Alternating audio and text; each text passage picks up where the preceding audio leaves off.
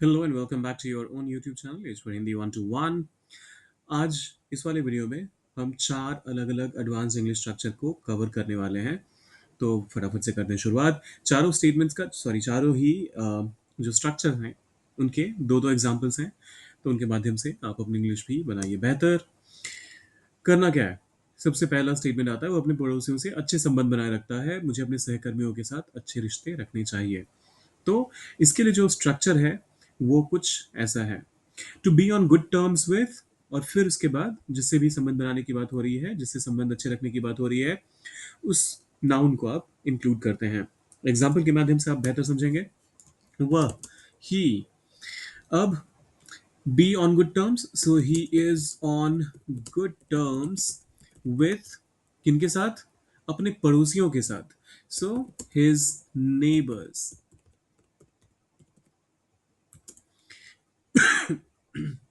He is on good terms with his neighbours. अच्छा, ये ध्यान दीजिएगा कि जो नेबर है, ये इसकी स्पेलिंग अमेरिकन इंग्लिश और ब्रिटिश इंग्लिश में जस्ट लाइक लेबर, कलर, इसमें भी अगर आप अमेरिकन इंग्लिश में लिख रहे हैं तो ओ यू आर नहीं लिखेंगे, आप सिर्फ ओ आर लिखेंगे। और अगर ब्रिटिश इंग्लिश में लिखेंगे तो फिर ओ यू आर लिखेंगे। सो दोनों ही स्पेलिंग्स करेक्ट हैं। इट्स जस्ट दैट ये माइक्रोसॉफ्ट का प्रोडक्ट है, तो इस वजह से यहाँ पर सारे ही जो यूएस वाली इंग्लिश है उसको ये प्रेफर करता है। So he is on good terms with his neighbours. मुझे अपने सहकर्मियों के साथ अच्छे रिश्ते रखने चाहिए। आई शुड, मुझे चाहिए अच्छे रिश्ते रखने। I should be on good terms, किनसे? अपने सहकर्मियों के साथ। With my colleagues. Okay, I should be on good terms with my colleagues. अब ये ध्यान दीजिएगा, इसको कुलीग नहीं बोलते हैं, इसको कॉलीग बोलते हैं। Colleague. I should be on good terms with my colleagues. तो ये हो गया पहला स्ट्रक्चर। फिर आता है दूसरा स्ट्रक्चर, जिसमें आता है, कृपया मेरे बैग पर नजर रखें, मैं अभी आता हूं। माँ हमेशा अपने बच्चों की हरकतों पर नजर रखती हैं। इनको ट्रांसलेट करने में हम जो स्ट्रक्चर इस्तेमाल करेंगे वो है to keep an eye on, और फिर उसके बाद जिस चीज पर भी नजर रखने की बात हो रही है उस नाउन को इंक्लूड करेंगे हम यहाँ पर। उदाहरण के तौर पे, कृपया मेरे बैग पर नजर रखें। Please keep an eye on, और मेरे बैग पर माई बैग। अब आप में से बहुत सारे लोग बोलेंगे कि माई तो कोई भी यहाँ पर नाउन नहीं हो सकता, ये तो प्रोनाउन है।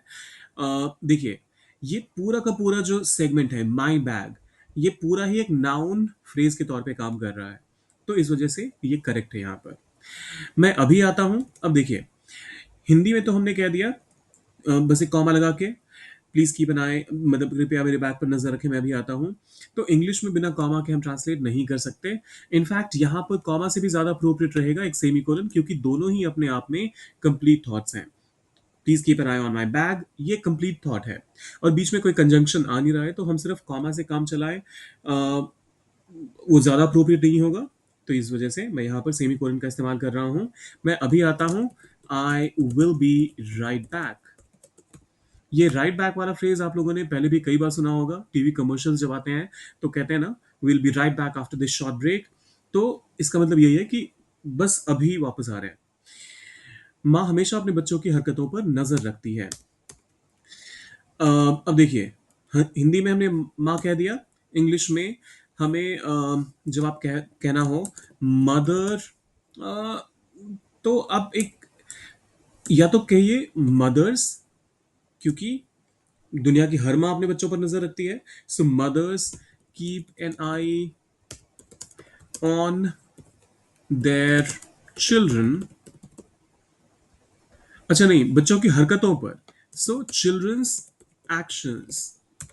Mothers keep an eye on children's, sorry, their children's actions. Actions के बदले हरकतों के लिए आप एक्टिविटीज अगर कहना चाहें तो आप वो भी कह सकते हैं, दोनों ही करेक्ट हैं। हमेशा भी कहा जा रहा है, माफ कीजिएगा ये पार्ट मैंने स्किप कर दिया था। So mothers always keep an eye on their childrens actions. ये ध्यान दीजिएगा, मैंने यहाँ पर चिल्ड्रंस जो कहा है वो चिल्ड्रन पहले से ही प्लूरल है, बच्चों की बात हो रही है तो चिल्ड्रन पहले से ही प्लूरल है, और ये अपॉस्ट्रोफी एस के साथ है। तो मैंने चिल्ड्रन को फिर से प्लोरलाइज नहीं किया, चिल्ड्रेंसेज नहीं कहा। तो इस चीज का ध्यान रखिएगा। जैसे पीपल हो गया, तो पीपल अपने आप में प्लूरल है। आप वहां पर जब कहेंगे peoples are doing something, peoples are doing something, तो ये इनकरेक्ट है। यहीं अगर आपने कहना हो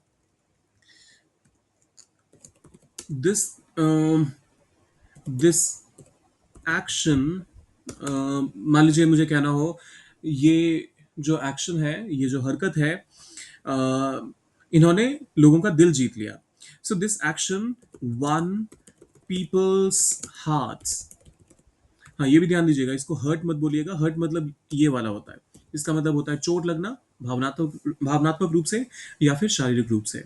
सो दिस एक्शन, सॉरी, हाँ, this action won people's hearts. यहाँ पर मैंने फिर से पीपल पहले से ही प्लूरल था लोगों के लिए, और लोगों का कहना था तो मैंने पीपल के बाद अपॉस्ट्रोफी लगा दिया। तो ये बहुत माइन्यूट लिल चीज सी चीज है, लेकिन ये काफी बड़ा इम्पैक्ट करती है। तो इस चीज का ध्यान रखिएगा जरूर। Mothers always keep an eye on their childrens actions. ये हुआ हमारा फाइनल स्टेटमेंट। ये फिर अगला जो स्ट्रक्चर आ रहा है, ये हमने पहले भी कवर किया हुआ है, लेकिन मेरी रिपोजिटरी जो मैंने तैयार की थी इसमें वापस से ये आ गया, तो मैंने सोचा वापस से एक बार फिर से कवर कर लेते हैं।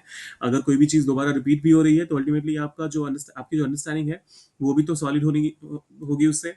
सो बी अबाउट टू, और फिर उसके बाद बेस वर्ब। मैं बस घर से निकलने ही वाला था जब बारिश शुरू हो गई।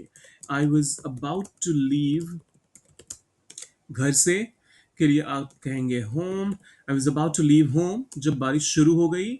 When it started raining. Simple है ना? I was about to leave home when it started raining. परीक्षा शुरू होने ही वाली थी कि बिजली चली गई। द एग्जाम, एक खास परीक्षा की बात हो रही है। So the exam was about to begin या फिर स्टार्ट, दोनों ही सही हैं। when the power went out।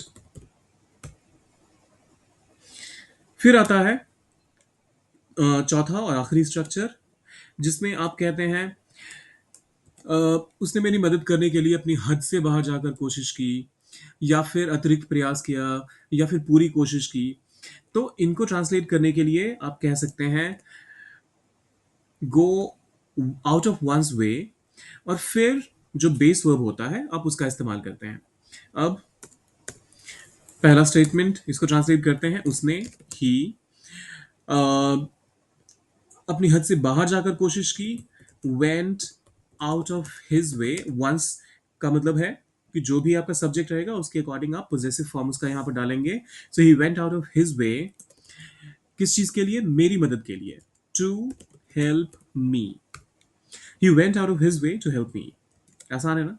He went out of his way to help me. फिर आता है शिक्षक ने छात्रों को समझाने के लिए अतिरिक्त प्रयास किया। The teacher went out of. अब देखिए यहां पर हमें नहीं पता कि टीचर जो है वो कौन से जेंडर का था। टीचर तो फीमेल भी हो सकती है, मेल भी हो सकता है। तो इस वजह से आप यहाँ पर अगर देयर कहेंगे तो ये जो कंटेम्प्रेरी इंग्लिश है, जो मॉडर्न इंग्लिश है, उसके हिसाब से तो सही है।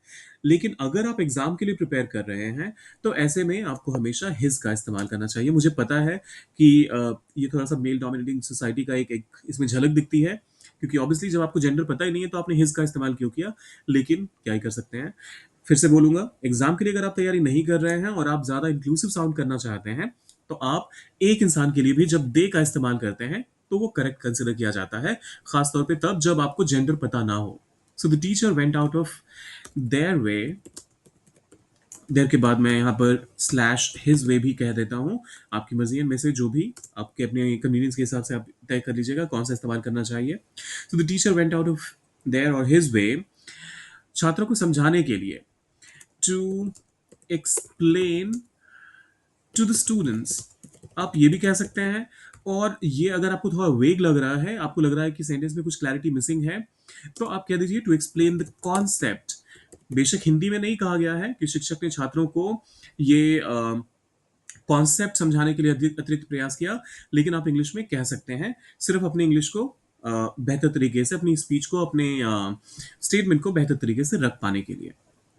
तो ये हो गया हमारा आखिरी स्टेटमेंट। अच्छा नहीं, वो आखिरी नहीं था, ये वाला आखिरी है जो आपको ट्रांसलेट करना है। मेरे दोस्त ने मेरे लिए सरप्राइज पार्टी आयोजित करने के लिए पूरी कोशिश की। अब आयोजन करने के लिए अरेंज का इस्तेमाल करेंगे आप, और बाकी सरप्राइज पार्टी तो सरप्राइज पार्टी इंग्लिश ही है। पूरी कोशिश की, आपको पता ही है, गो आउट ऑफ वंस वे, तो ये करिएगा और डालिए उसे कमेंट बॉक्स में। जाने से पहले सब्सक्राइब, लाइक और शेयर करके जाइएगा। मिलते हैं जल्दी।